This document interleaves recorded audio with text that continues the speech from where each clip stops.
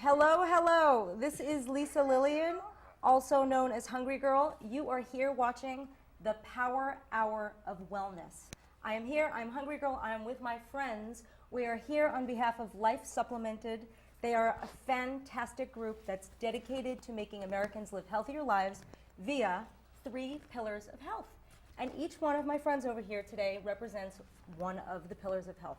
Now, the 3 pillars of health are healthy diet, supplements, and exercise. Healthy diet, supplements, and exercise. Simple, right? You got Absolutely. it. Okay, so first we have Dave Grotto. I'm Dave diet. Grotto. You got one? I'm diet. He's diet. He is Dave Grotto. Dave Grotto is also known as a guyetician, Right. which is an interesting thing. And you are also a best-selling New York Times author. Thank you so You have much. a new book, 101 Optimal Life Foods. It's an excellent book. I have read it. I love you. it. God bless you. And you're also a fabulous person. Thanks. And so tell me what a guyetician is. Well, you know, my profession, being a registered dietitian, is predominantly made up of women. So I'm in that kind of 2% of the population. So I call myself a guyetician. But it's also because I kind of relate to the average guy, and I think average woman too. But yeah, we have something in common there about giving real food suggestions, not telling people they have to stay away from their favorite foods for the rest of their lives. You know, so we're on the same mission. Same mission. That's right. And this is the lovely Andrea Metcalf, certified personal trainer. You've seen her in O Magazine, on ABC News. She has a new book called Naked Fitness that is fabulous. And by the way, you will have the chance to win books, signed books from the 3 of us today, so don't go away. So Andrea, tell us a little about you. Yeah, I'm the exercise lifestyle part of the whole 3 pillars here, and just trying to get people to know that small changes in movement give big results. So get out there, get moving, get healthy, and incorporate it into your day. It doesn't have to be necessarily at the gym or a designated hour. It can be 10 minutes at a time. Incremental exercise is really good. Good advice. And this is Mr. Duffy Mackay, who is a naturopathic doctor, and you're also a scientist, and you are our supplements expert today, right? Yep, I'm here to represent the supplements as a pillar of health, and in my days of clinical practice, despite all our best intentions for eating the right foods, sometimes we fall short, and therefore we're here to talk about how supplements can fill that gap and help people make sure that as an insurance policy they're getting all the nutrients they need to have the energy they need to fulfill the other 2 pillars. Yeah, that's interesting, and I think we're going to get into that a lot today. Like, people assume that if they're eating a healthy diet, and many of you guys out there are, and I think I am too, you don't realize that you do need supplements to sort of help, help get you everything you need. And if you guys have questions, you can send your questions in via the chat, or if your questions have been sent in, to that questions@lifesupplemented.org address. We have those as well. You could also chat live. And something interesting about what's happening today, you know what our friends at Life Supplemented are doing? They are donating up to $10,000 to Vitamin Angels. Now, Vitamin Angels is a nonprofit, and they're dedicated to bringing vitamins and supplements to underprivileged children throughout the world.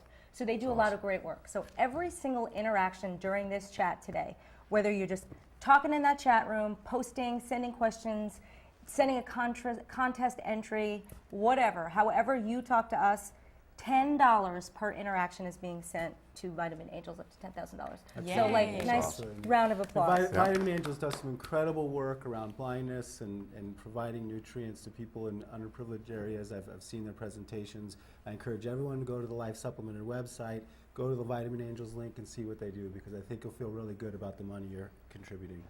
Right. And there's still time to tell your friends to get online, get them tweeting and chatting with us too, so we can get those dollars rung up. We're here for the whole hour.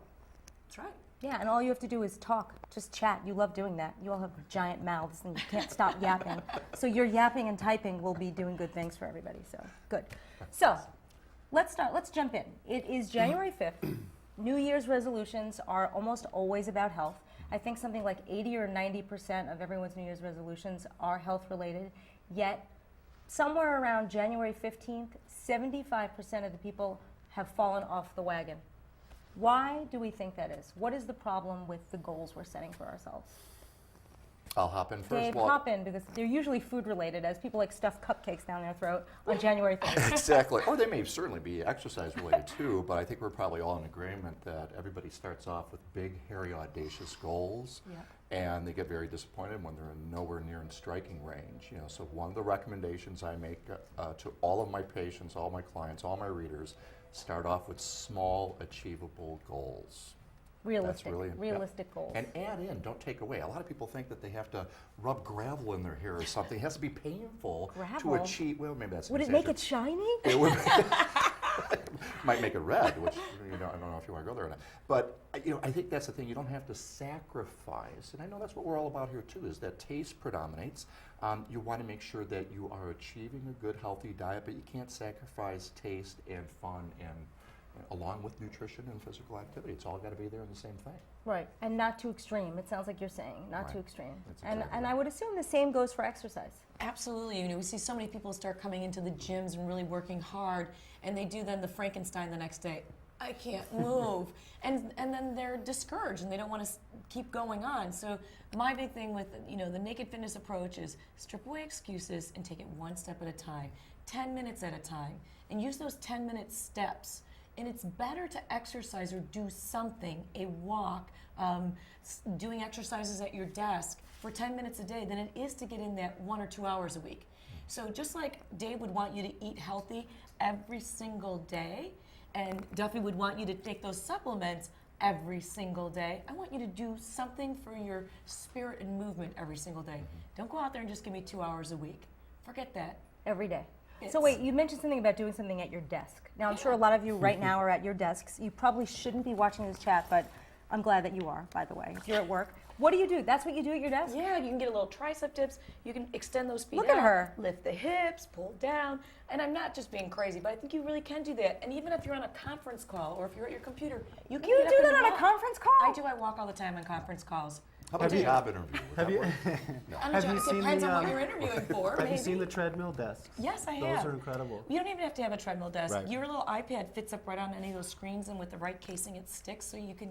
I've been Brilliant. crazy that way too, but sometimes you got to figure out ways to fit it in, and that could be shopping. That Right. could be. For me, it's shopping, trying on There you clothing. go. I like to walk on the treadmill. I mean, I used to be afraid of exercise. A lot of people out there are probably not loving exercise, but if you find something you love to do, you don't even realize you're exercising. That's the key. And I think that that's absolutely key. You just fool yourself into eating foods that taste good, that are not bad for you, and exercising.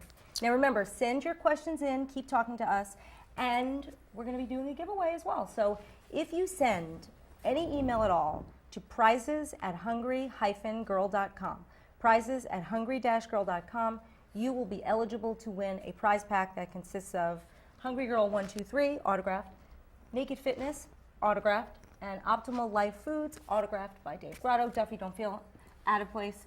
No, but I do. You I do, win a date with Duffy. Just kidding. no, I do think there is some decent advice for people with regards to New Year's resolutions and dietary supplements. And I think one of the things is to manage your expectations. Meaning, don't expect that there's going to be a magic bullet product out there that you can take January 1st and then January 20th you're going to be a new person. The reason I say that is because what that does is it disappoints people, and then they might move away from something that over the long term could really support their goals. So what you want to do is do something like take the Life Supplemented Wellness Scorecard, which will identify areas where you're strong and weak. Oh yeah, you bring up a really good point. I was going to say, like, how do people at home know, like, how well they're doing? And there is My Wellness Scorecard. It's at lifesupplemented.org. It is a fun quiz. We all love to take quizzes. Again, it's something fun to do and distract yourself from whatever's going on at your office. Take about 5 or 10 minutes. You find out whether 4 it levels. takes 4 minutes. Yeah, there's 4. Yeah, there's 4. I thought you were going to say it takes 4 minutes. I'm like, I'm a little faster than Dave. I guess I read faster than Dave. But yes, there are 4 levels. You can find out if you are an alpha well. That's super good. A well. A wannabe well. I'm a well. That's right. Want to be well, or an O well, which basically means you're borderline hopeless. But there is hope for everyone. I'm kidding. You're not That's really right. borderline hopeless.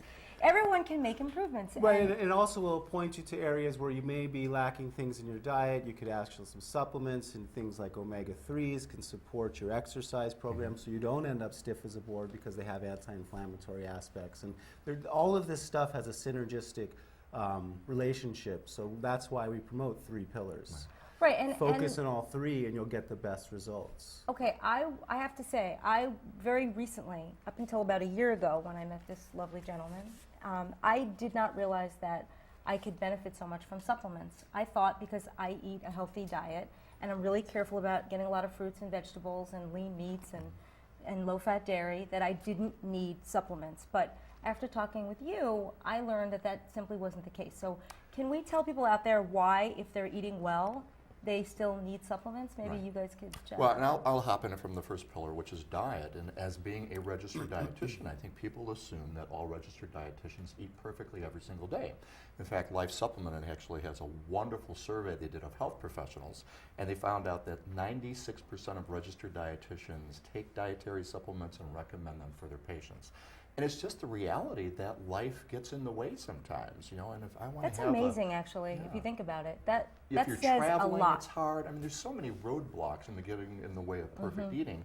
I know we concentrate on trying to give our readers, some tips on that, but you're not going to eat perfectly every single day. So why not supplement or augment your diet with a good multivitamin, for example? It's an insurance plan. By far, I mean, exercise is really an investment and it appreciates, but insurance is something everyone needs, and that's what the supplements actually help do. Duffy? Well, in addition, there are certain nutrients that tend to be harder to get via diet. For example, vitamin D can be difficult to get from diet alone. And for example, a healthy eater, I know many of them, may not like cold water fatty fish. If you don't like to eat salmon, anchovies, sardines, or you can't afford it, or you live in an area where it's not available, well, then you need to supplement with omega-3 fatty acids. So there's relevant areas where even the best intended people, and it may not be just from missing, you may choose, I'm going to be a vegetarian. And that may be your definition of a healthy diet. So you're following a vegetarian diet, well, it's really hard to get your B vitamins, it's really hard to get your iron. So you can either really focus on the foods that contain those things, or you can add a dietary supplement to just make sure you're not falling short. Very important in young women. A lot of young women go off to college, I'm going to be a vegetarian, Mom. And then you got to be like, hey, look, at least take this multivitamin for me while you're there. Okay, speaking of multivitamins, excellent question. And if I'm telling you, if I wasn't holding these cards and waving my hands, I would think I typed it myself. Someone out there wants to know if eating gummy vitamins are as good for you as regular ones, because I have to admit, I take gummy vitamins. I used to like Purple Dino, Flintstone vitamins, chewables, but are gummy vitamins as good? The gummy vitamin can be just as good. You have to turn the bottle around and look at the label and the nutrients that are contained in that gummy vitamin. There are certain nutrients and minerals that are harder to get into the gummy matrix. Oh, that's interesting. Like what? Like calcium, because it's a big molecule, so you can't get the big whopping dose of calcium through your gummy Unless there's a vitamin. calcium big gummy jawbreaker in the middle. I like that. Someone out there is going to make that. So you really, it has nothing to do with gummy versus tablet versus capsule. It really has to do with the label on the back and the nutrients and the levels that it says. And so, it's really important to look at your diet. What do you have in your diet? What are you missing in your diet? And then use the labels to guide you to the right supplement. But a gummy vitamin is still better than no vitamin. Absolutely. And it's candy, kind of. And you're more likely you're Sort going to of. take it. Right. Yeah. Right, yeah. But don't down the whole bottle. Like, No. don't just be like, these are gummy bears. And that's important for any Really vitamin. important. You Right. always want to read the Can label. you OD on vitamins? Absolutely. You can OD on water. You can OD on air. And You what can happens when, like, let's say you take too many, let's say Well, there's I'm certain really in the mood for nutrients. hungry, I take candy and I take 10 gummy vitamins. What No, happens? that's not OD. I mean, you wouldn't Okay. be, it's really hard to do. I mean, you'd have to have like 36 bottles lined up Oh, and okay. sit there and go like this. But there are nutrients like Don't do that. iron. You don't want to overload on iron. Certain Vitamin fat A, soluble D, sure. vitamin A, for instance, your body will continue to store it. And then that storage compartment gets full, and then there's spillover, and there can be. But this is at mega whopping doses that are not an issue for people who read the label. And for example, vitamins that have iron usually have a child safety cap on them, so that cannot be a problem in the house. And vitamins and supplements are becoming more mainstream. I mean, over 150 million Americans are taking them. We have our stores that are set up for special sections. So if you get the right information, you can take the right things easily. Right. Yeah, it sounds easy. Now, exercise, I think, is a little bit more tricky because it's easy, if you remember to take your vitamin and you feel like you're doing a good thing. When it comes to exercise, how much is enough every day? If it's good to move a little every day, what is enough? 10 minutes, 15 minutes? It's interesting that you say that because when you break it down into 10 minutes, let's just say you did 10 minutes before every meal. That's already 30 minutes. That's the minimum that you need according to the Surgeon General. But you really even don't need that much. Vigorous 10-minute exercise has the same effect on your body as 20 to 30 minutes of light exercise. If you think of the gutter on a house and it's filled with leaves, if I just turn on the hose and let the water run through it, those leaves will kind of, after about 30 minutes, get cleared out, like your arteries. If I put it on high power and I jump rope for 10 minutes, bam, those leaves are all cleared out. That 10 minutes a day of vigorous activity could be all that you need. So for health benefits, that's 10 minutes is really, we have research now to prove that. Vigorous 10 minutes exercise. So it's I have quality a- versus quantity, I guess. Yeah, and well, my question is, let's say you're not doing like crazy vigorous exercise, but you break it down in 10-minute intervals. Is it as good for you? 10 minutes in the morning, 10 minutes in the afternoon, 10 minutes at night. It the is. same? It is. You may not feel like you've broken a sweat each time, but it is. Research shows us this, and it's easy to do. You've got to think about your exercise, your diet, and your supplements, that it's something that you want to do, and it's something that feels good, and you have to program that into yourself. Nobody wakes up and says, oh, I want to go work out. I mean, I'm in the industry for 30 years, and I don't always feel like it. There's certain things I like to do that are a little more fun than others, but you've got to find a way to reprogram your thought pattern to say, I can do this. You know, one of my clinical professors always said that his success with getting people to exercise increased so much when he changed the word exercise to movement. I want you to move 10 minutes a day, 5 times a day. So and for you know, certain people, that just resonates so much easier. Oh, okay, you mean I can do the thing I do already, but keep track of how long I do it. So changing the word was really helpful for him. Well, and they just had a 20-year study that came out of Northwestern in Chicago in the American Journal of Medicine in December that said 160 minutes is what the average was of housework, walking. Those are the activities that these people reported, and they probably over-reported, because who really tells the truth Right. over 20-year time? Oh, I Who really did remembers? 25 minutes Yeah. last night. Give or take. Exactly. That they had 6 to 8 pounds less weight than people who did nothing. And so it isn't about, I mean, don't get caught up in the reality shows that show you that you have to be beaten down and you have to run on that treadmill. Right, and you have to hate use your trainer or ropes. have a trainer. Or have someone anything, yell or everything scream at you. counts. Right. Throughout the day, do plies when you put the dishes in the dishwasher, or stand on one leg while you're washing dishes. Stand on one. That sounds dangerous. I don't know. It feels like someone's going to be dropping dishes. My All wife right, would be happy there's if I just do the dishes. So. There you go. There's a food question coming up, but I want to say again that you can win prizes. It's a prize pack of our 3 books, autographed.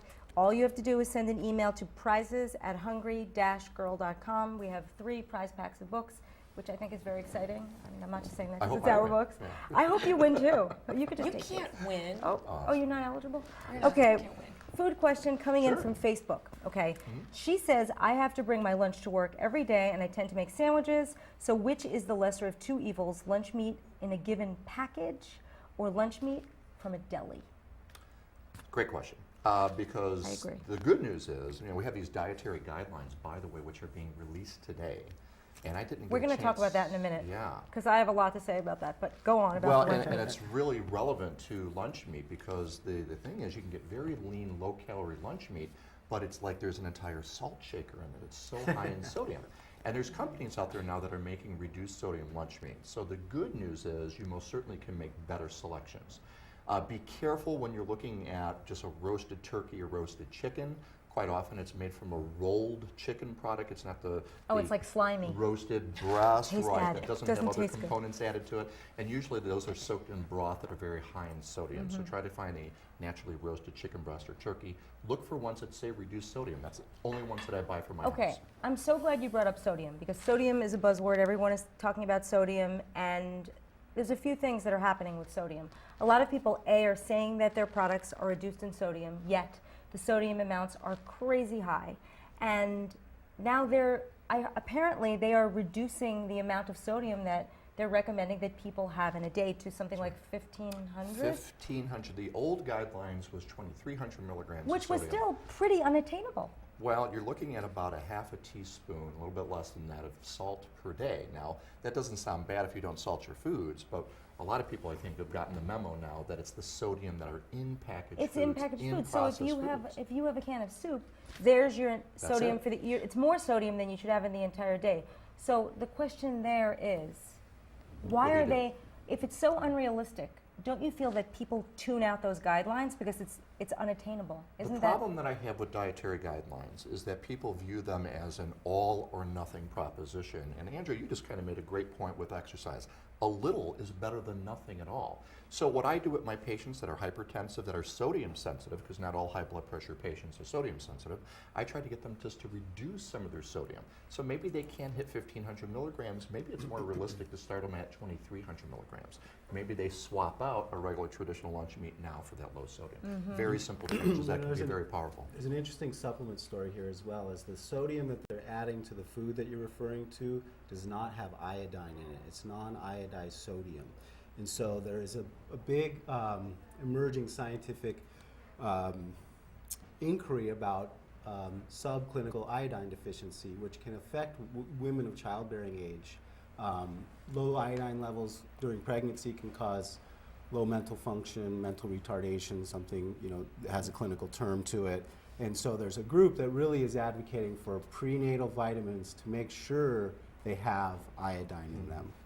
I mean, and there are so many different types of supplements and things that you can take. How do people know what's right for them? Is there a blood test you can take to check out your levels? For some nutrients there are, like vitamin D is something that you'll be commonly tested for at the doctor's office. There's signs in your blood of B vitamin deficiencies. You can get sophisticated vitamin tests. They are available. It's not something typically your family practice doctor would do.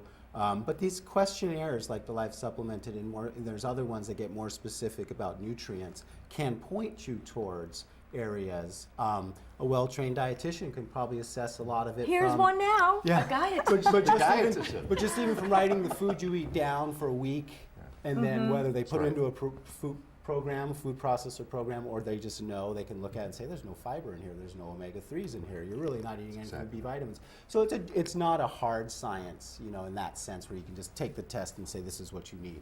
But there's a lot of tools to point people. So I say work with a knowledgeable professional. Sure. Naturopaths are good, dietitians, integrative healthcare practitioners, some family practice doctors who love nutrition can help point you to the right direction. And what about trainers? A lot of trainers are giving advice about eating and supplements and food. Do you do that as well? And would you say in general certified personal trainers have that knowledge? Well, I think a certified personal trainer can give you some good basic understanding of how to eat.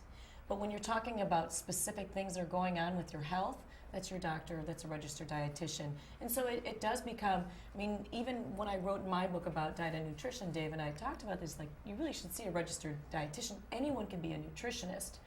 But there are some things that hold true for everyone. Fruits and vegetables, lean proteins. And the less processed foods that you have, the better your diet is. Okay, I'm just And a like, multivitamin. I'm thinking about something you just said. You said anyone can be a nutritionist. Oh, What does yeah. that mean? And what is the difference between a nutritionist and a dietitian? I think a lot of people out there don't know that. Nutritionist, dietitian, RD, I think is really the question. Well, if you call yourself a nutritionist, anybody in this room could be a nutritionist. You don't actually have to have any certain type of education. It's almost like being a marriage counselor. Like I'm a foodologist. Right, a Means foodologist. nothing. Okay. Exactly. I But like to be a food. registered dietitian requires an accredited program. There is a national exam that you have to take. You have 5 years of continuing education that you have to continue. So it's the same thing. If you're going to find someone who's an expert in exercise, you want to find someone who's a certified personal trainer, right? So, Degreed, credentialed, right. and then still you need referrals because there's great professionals out there, and there's some that are just average. But I think the take home is that each of us has a scope of practice, and if we're reaching too far out of it, our advice may not be well founded. I don't give advice on neurosurgery. That's Okay. a good thing. All right. Don't work Well, with me for I'm age. about to talk about a subject that is on everyone's mind because I see this question all the time, and I'm curious to know what your opinions are, and I'm sure you all have opinions on this. Water. I have heard we need 6 glasses to 12 glasses a day. I've heard other people say you get all the water you need from your fruits and vegetables, and you only need and whatever beverages you're drinking. How do each of you feel about your water intake and how much we should be drinking? I think you read the book, How Much Water I Pee Clearly. I know him. You know him by I Pee Clearly? Daily. I think that's I his Pee name. Daily? I Pee Clearly Right, daily.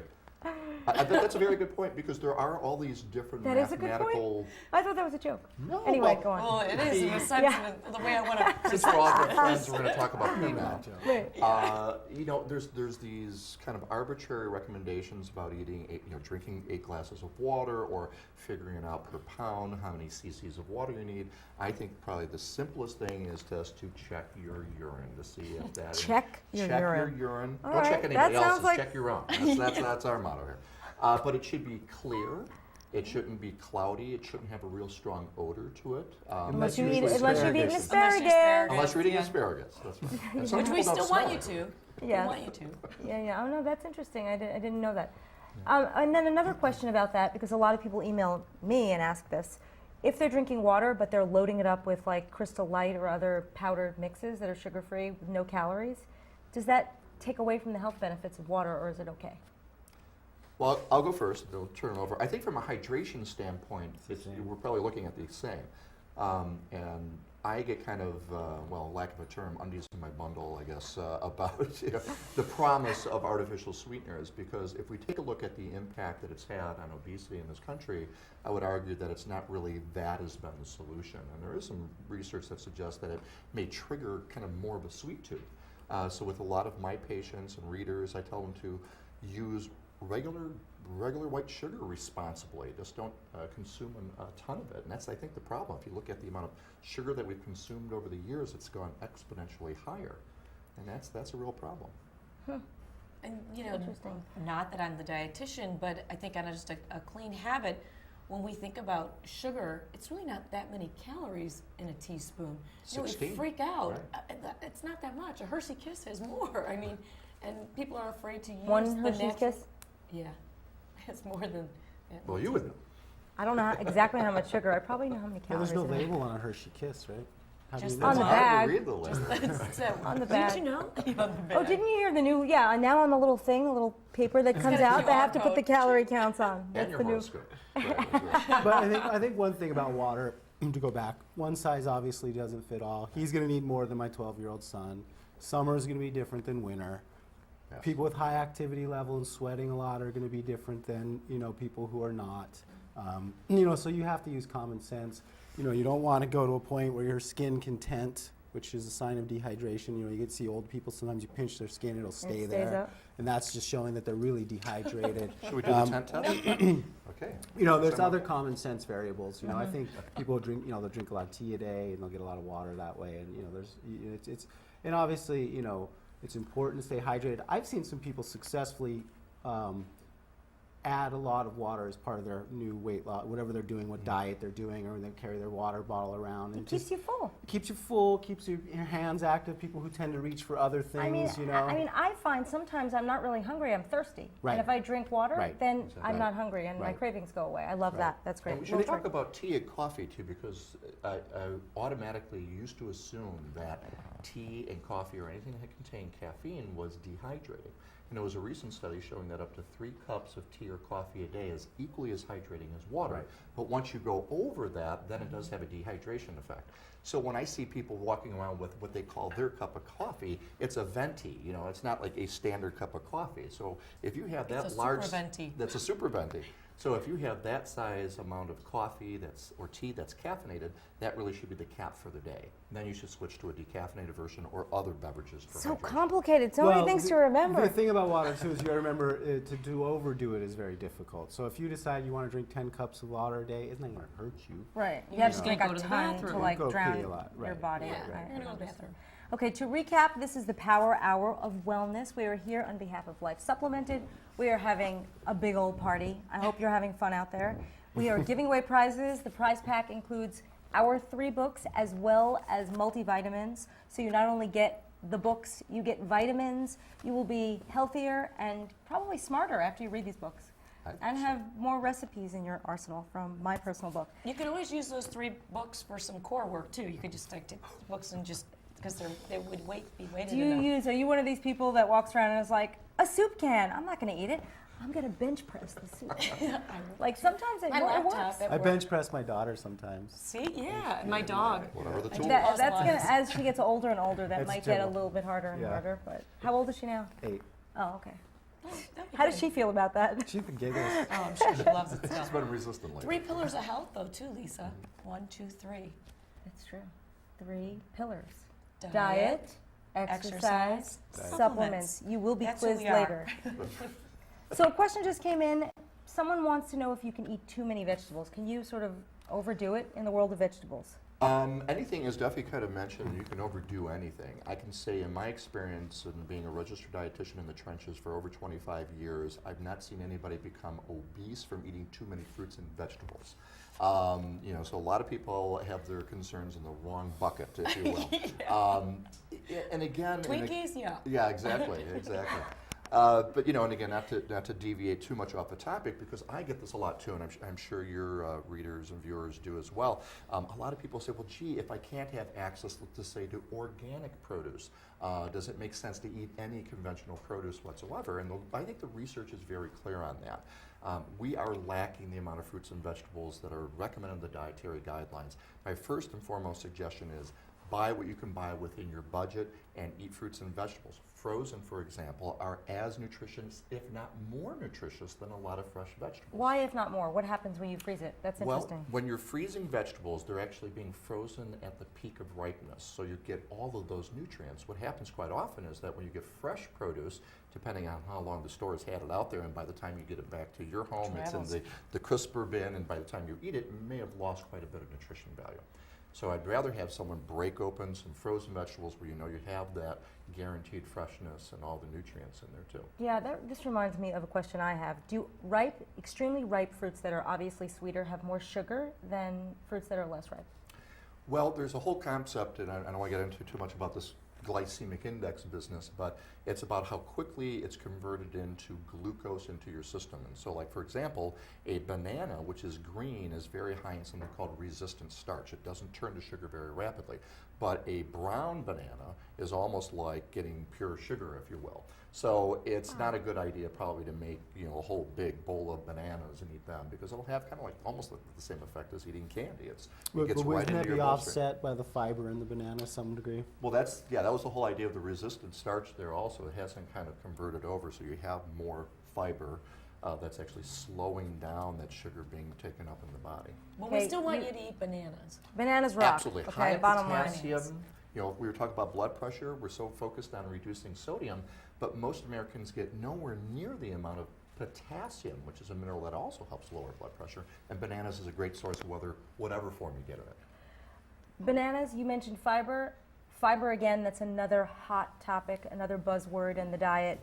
Everything you pick up these days is loaded with fiber. Now, a lot of that fiber is not naturally occurring fiber. It's obvious if I pick up a tub of ice cream and there's 6 grams of fiber in a half cup serving, something is amiss. Hello. So, like the chicory root, the fiber, the added fiber that you see in foods that don't normally contain fiber, is this fiber as good for you as naturally occurring fiber? That's part one of this question. Well, and I also talk about this with doing dietary supplementation, because I think fiber supplements can help augment that short gap in fiber that's not achieved in the diet.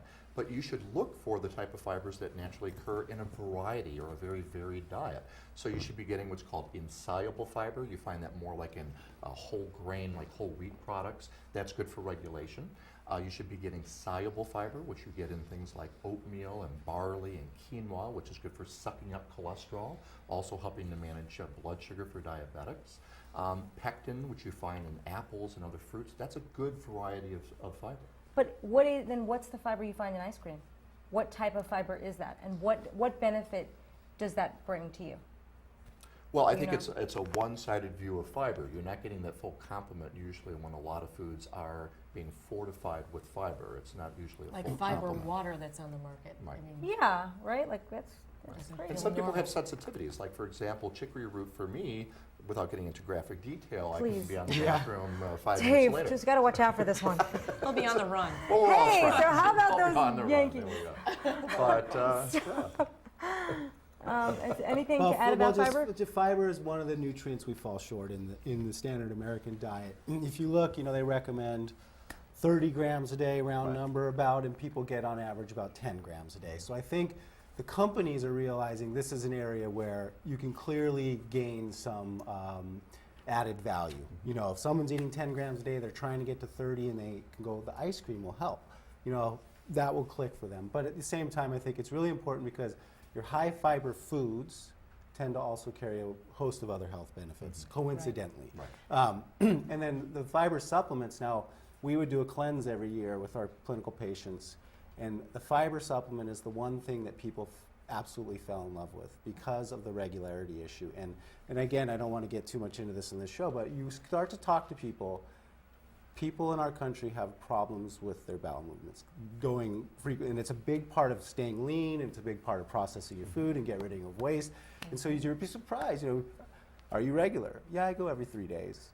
You know, and then you add fiber to that, you add 24 grams of fiber, boom, they're going every day, and they're like, you are a god. I never know what, you know, they didn't realize how uncomfortable Fiber's they were. powerful. The bloating, the, powerful, you know, yeah. all the stuff that happens, you know, and then you get regular, and it's just a beautiful thing. Don't you think, too, I mean, this is to both of you, that it's because we're not eating enough fruits and vegetables that we're not getting our fiber. Correct. And that's the simplest thing you can change in your diet to make a good Fruits, choice. vegetables, whole grains are the main sources. You know, beans count as a vegetable.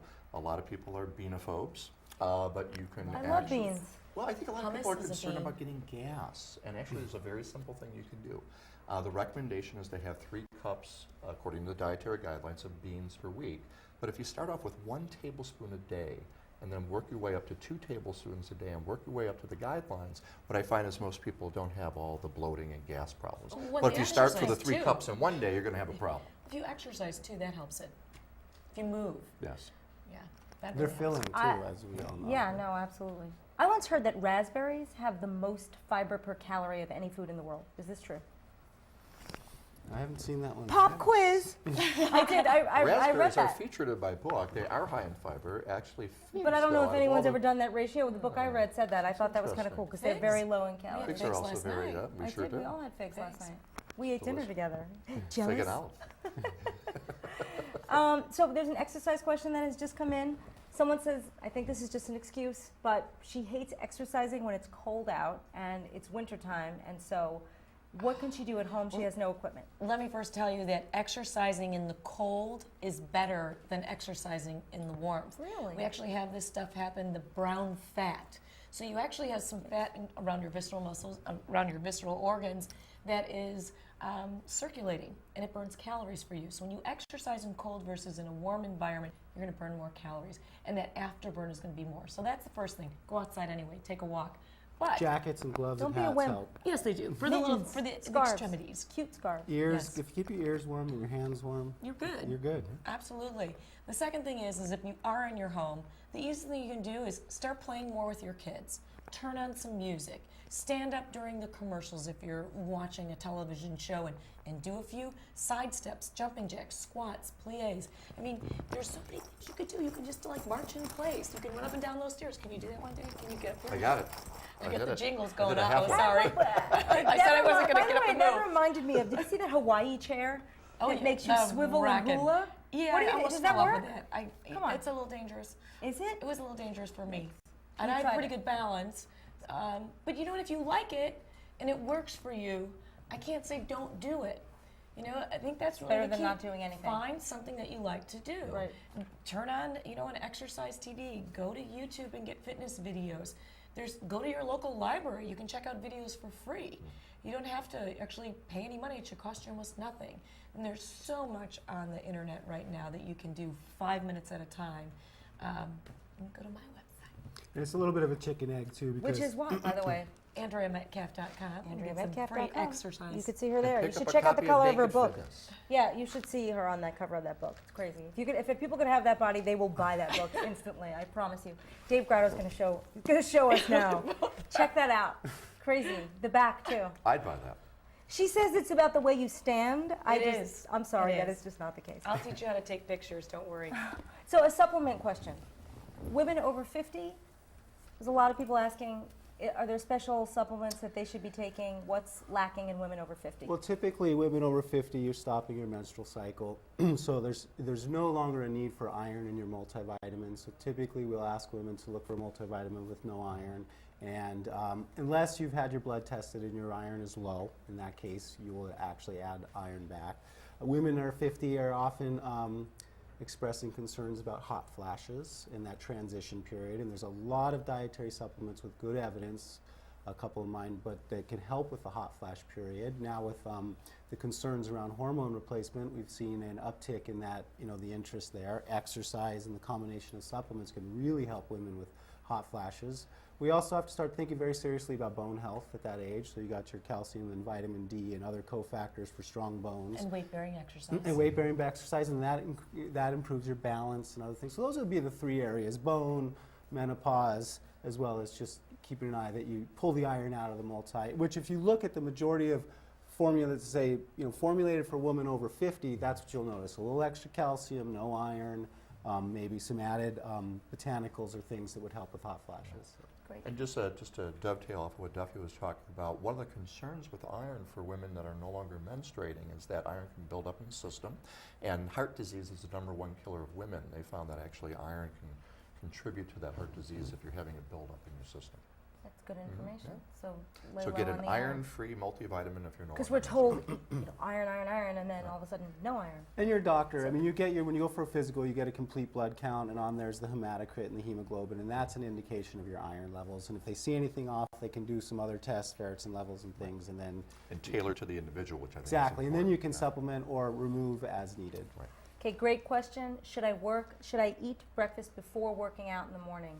How important is it to eat before workouts? And then the second part of that question is it good to eat directly after a workout?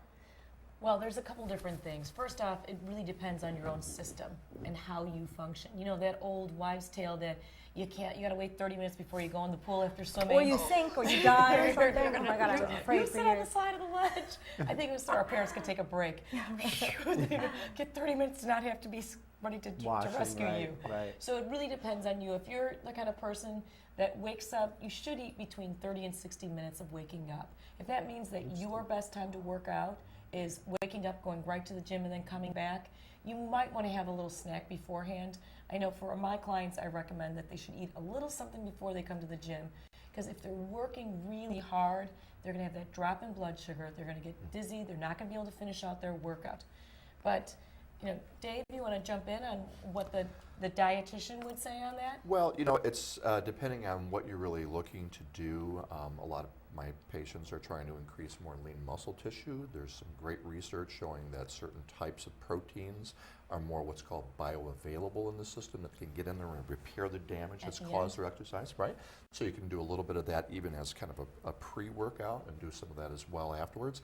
A lot of my patients will say, I don't feel like eating solid food. That seems to affect my workout, so they'll make up like a little smoothie with whey protein. That's one of my favorite things to recommend, or even a little bit of soy protein if you're avoiding dairy products. Those are all good sources of it. But do you actually burn more calories if you eat right after you work out, while your heart rate's up, or while your body is, I don't know, a little bit more revved up? Well, you burn more calories than you would if you were at rest. So there's what's called like an afterburn. Think of it that I have these muscles and they have energy up, and when I deplete the energy, then I'm going to need to refuel them. And so that's when all that food that I ate is going to start refueling them. So I'm burning calories later on. And the more lean muscle mass that I have, the more calories I burn when I'm asleep. And so that's really the key to Building having muscle doing mass. cardio alone, not enough. You really need to do weight training, and you really cardio. see that in your 30s and 40s and 50s, that because the body isn't stimulating that muscle anymore, you're losing it at a faster pace. That if you don't do weight training, if you don't do weight-bearing exercise, you're going to see the results in your bone, you're going to see it on your waistline, and that's that kind of menopausal that starts to happen. Right. Got it. Okay, we're putting Dave Grotto on the spot here. What are the 5 foods you think are essential to good overall health? If you have to pick 5 foods, like 5 magic foods. Down Chocolate? from the What would they be? 101. Chocolate? That's on Yeah, my right? list. It's funny, in a lot of media interviews, they always ask, what is the one food if you were on an island that you would say, gee, I have to have? And I always say Pudding. beans, but maybe other people wouldn't want to be on the island with me. That's the only thing. But in all truthfulness, I think having a good fiber source and a good carbohydrate source, so I'm a big bean fan there, I would have to have that on there as well.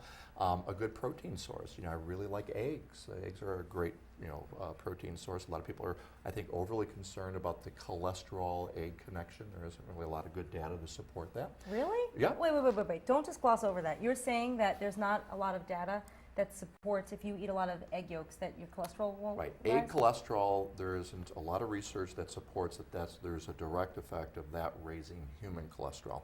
There seems to be more of a problem with saturated and trans fats, too many refined carbohydrates, collecting more body fat in the belly area, which is called central adiposity. But all of those things are the bigger risk factors for heart disease than eating the much maligned egg, unfortunately. I love eggs. Interesting. I have eggs I probably like 4 or 5 eggs, days too. a week with bacon. You do? I With eat bacon, She 2 has bacon. slices. There you go. Yeah, So well, bacon's it's on the working for island, you. I'm going to chocolate's start on the eating island. more bacon. Bacon Note to chocolate self, and eat more bacon. Now, someone else just 5 wrote in foods. saying Get that. the 5 foods. Well, we got to Oh, get yeah. some fruits and Did- I thought we vegetables got in five. there. We got eggs and beans. Wait, I no, wanna and hear the what fruit, else you is. did say a good source of protein. You I said did talk, but I didn't talk about any fruits and vegetables, and boy, there's a plethora of them out there. But my first recommendation for a vegetable, if it stinks, add it to your diet. Broccoli, Brussels cauliflower, sprouts. Brussels sprouts, kale, that's a Say, good by the thing. way, he's not really, although this answer is compelling, he refuses to jump on board and say 5 foods that he really Yeah, loves. you want- Right, Do it, right, Dave. right, That's what I was Do waiting it. for. I 'cause wrote knew a you book. wouldn't. I wrote a book called 101 Foods That Could Save Your Life. And it's interestingly enough, I also Okay. had one of my followers who asked a question prior to coming on here because they noticed that my very first food that I recommended was acai. And I wanted to make sure that people understood that it's in an alphabetical order, not a list of preference for me. But there's a lot of kind of interest that's come out in some of these what are called superfruits that have been out there. And I always tell people that what's in the book is great. If you can afford acai, it's a wonderful food. But truth be told, if you look at the standard strawberry, blueberry, raspberries, Well, we're and talking by about the a way, lot more literature. just behind it. talking to you, it makes me think if there are 101 foods in that book, I think they all have different benefits, and you can read That's and see right. which ones work for you, and you can pick your own 5. You're off the hook. Well, that's why I wrote that You are off book. the Is hook. I was wondering why people weren't following my advice when I told them don't eat that, don't eat this. It just doesn't work. Doesn't But work, they yeah. can do things to add into their lives, and that's what the 101 Foods approach is all Okay, about. I have a question for Duffy over here.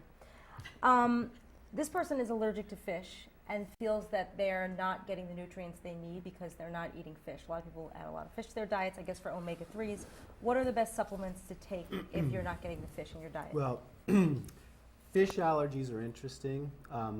So I would actually encourage them to go to the allergist and discuss whether they're allergic to the protein aspect of the fish or possibly some other, because I think there's a lot of misdiagnosis of fish allergies. I've never really seen Okay. a frank fish allergy. Now, if they are sensitive to fish proteins and they react to that, fish oil, the oil has been extracted away from the protein. It's sans, no protein, and then the essential fatty acids are there. And that's the aspect of the fish which really carries the primary benefit. You could get your protein from other sources that you're not allergic to. Now, if they're just like, I won't touch anything that swims in the ocean, then there are algae sources of omega-3 fatty acids. So you can look at the label and it'll say plant-based omega-3, algae-based omega-3. You can also use flax oil as a source of omega-3s, but then you're dependent on your body. Flax oil is same as flaxseed? Flaxseed, yes. Well, the oil is extracted again from the flaxseed. You can grind your flax seeds and sprinkle them on different things. That's another place where you can get your omega-3s. But then you're depending on your body to do a little metabolic conversion to make sure that you get optimal levels. Some recent data suggests you may be able to get enough from flax or other sources of plant-based. So if you're just going to stay away from fish, look for the algae sources or look at the flax oil or flax. Okay.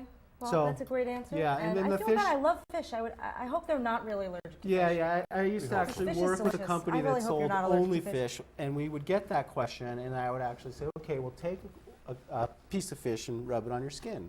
Did you turn red? And they'd say, no, because actually, if someone's really allergic to That something, you think my that's the smell way? no, if they're really, if they're Wait, is that a quick way to test if you're well, allergic no, to no. something? If you're really, really Start just rubbing it on your arm? if you're really, really sensitive, like so, for instance, if you have a kid that's really sensitive to nuts, when they go anaphylactic on you, Right. touch it on the skin, it'll get all red and they'll react right there, and then if you put it in their mouth, they're gonna Yeah. really dangerous. So that's a way to just see, am I one of those types of people where this is a code red emergency allergy? I'm thinking not with fish. I don't know your experience. No, I absolutely agree with that Right, too. right. A lot of people think that they may have a true allergy to that, but that's well said. Yeah. Just want to remind everybody, you can win prizes, a prize pack that includes 3 autographed books from us and some multivitamins. It's a great prize pack. Just send an email to prizes@hungry-girl.com. Winners will be chosen at random. We have 3 packs to give away.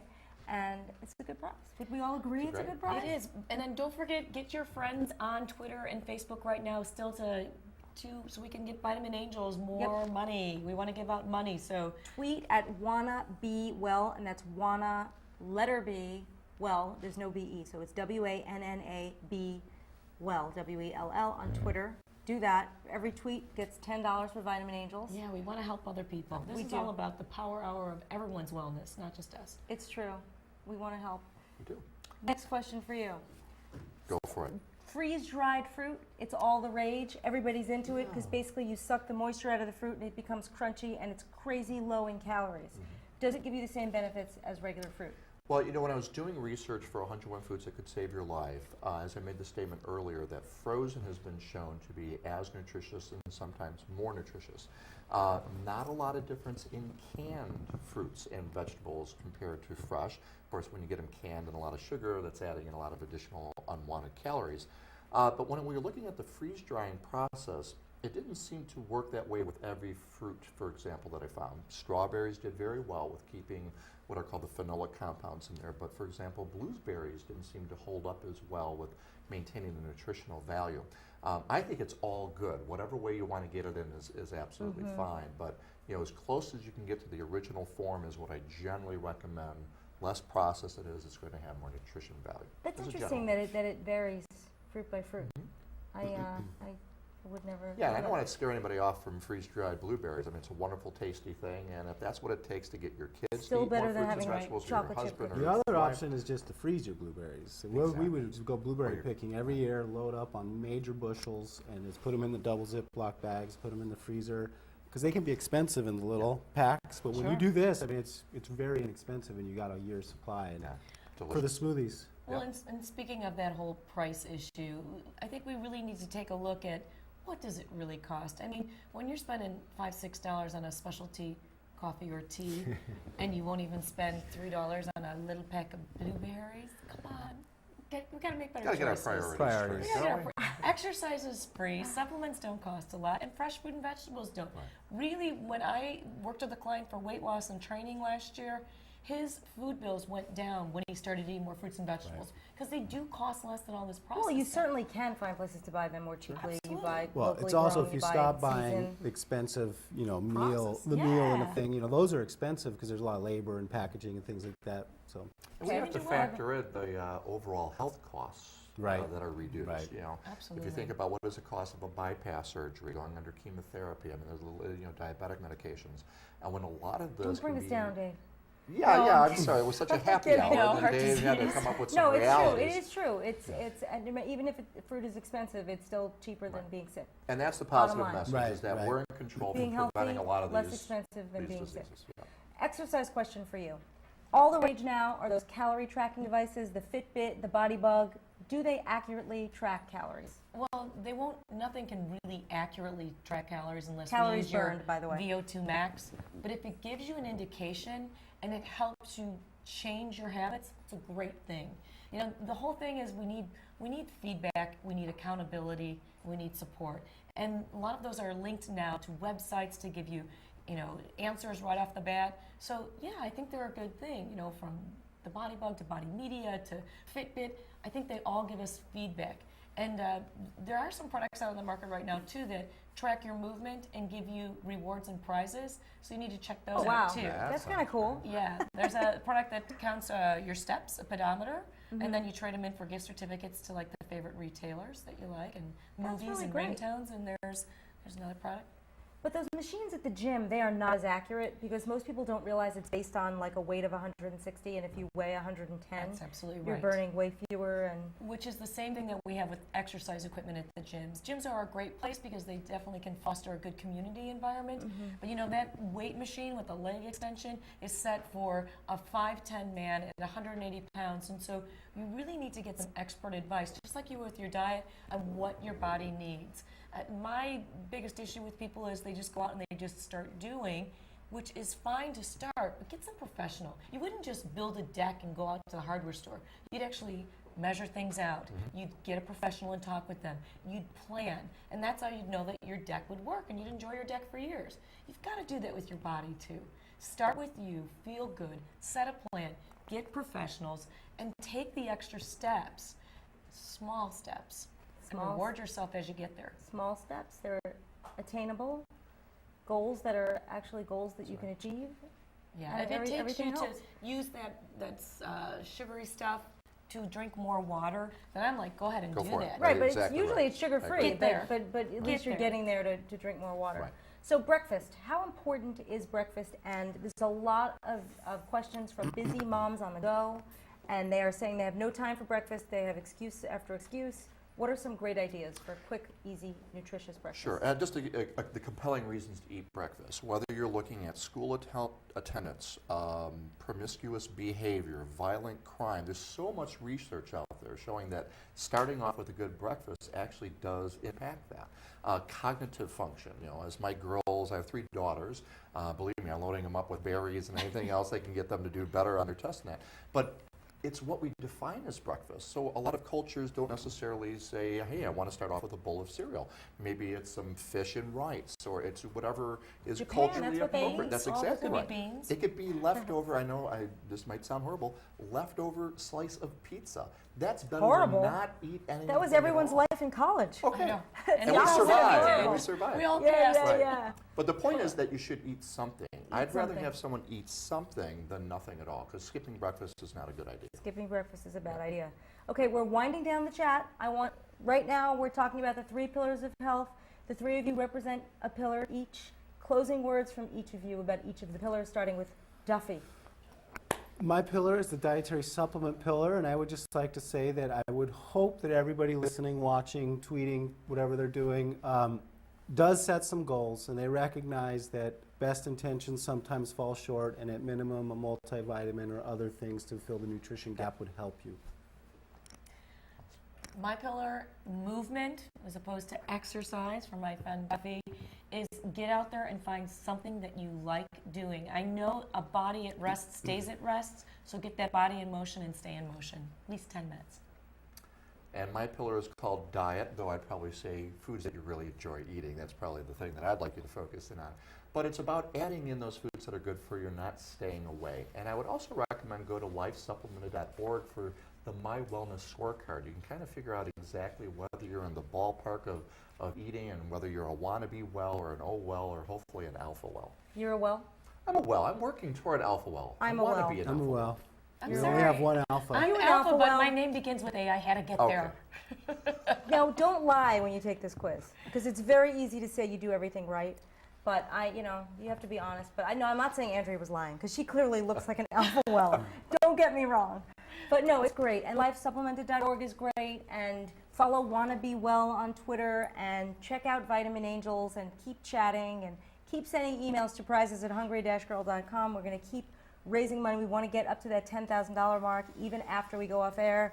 You have about 5 extra minutes. And that's it. Thank you guys so much. This was great. Thank I you. learned a lot. you. Good. Thank you. Thank you. Awesome. We are signing off.